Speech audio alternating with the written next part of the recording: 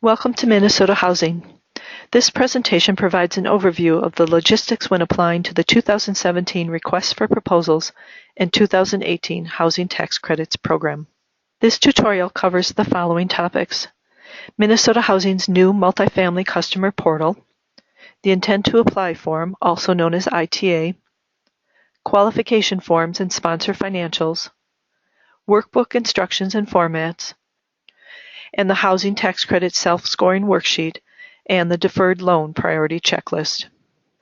For the 2017 RFP 2018 HTC, the Intent to Apply form, related documents, and most application materials will be submitted through Minnesota Housing's customer portal. This is the agency's new web-based application, and, unless otherwise noted, application materials will be uploaded to the portal. This means that Minnesota Housing will no longer be using Box.com to receive RFP application materials. Information about the portal can be found on the Minnesota Housing Common Application page at www.mnhousing.gov. Anyone wanting to submit a multifamily RFP application to Minnesota Housing must first complete and submit an ITA form and the applicable supporting documents via the Minnesota Housing portal by Thursday, June 1st, 2017.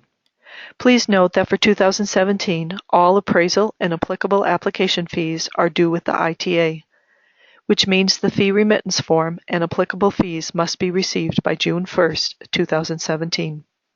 Also note that Minnesota Housing offices close at 4:30 p.m., which means both mailed and in-person delivery must be received by Minnesota Housing before 4:30 p.m., June 1st, 2017.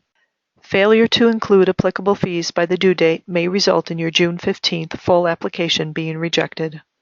The following types of proposals are exempt from the appraisal requirement: if the acquisition price is under $100,000, if the proposal is land only where there is no identity of interest, single-family homes, 1 to 4 families, and property on tribal lands.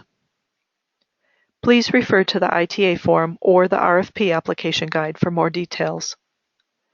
The appraisal fee is non-refundable even for non-selected developments. The application fees are also non-refundable.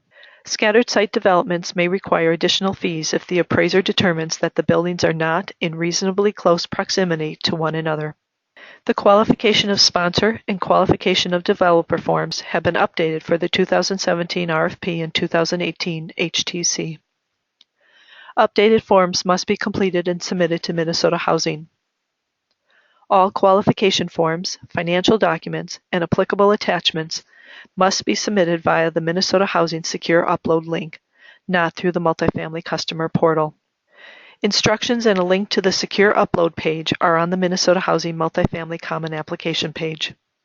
To fill out the Multifamily Workbook, please refer to the Instructions tab, which is the first tab on the workbook.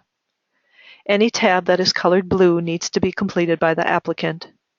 Green tabs must be filled out for tax credit applicants, and white tabs are read-only and cannot be modified by the applicant.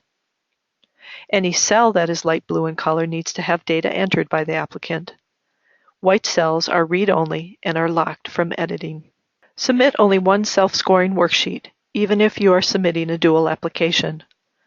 The score sheet checklist asks what type of funding you are applying for.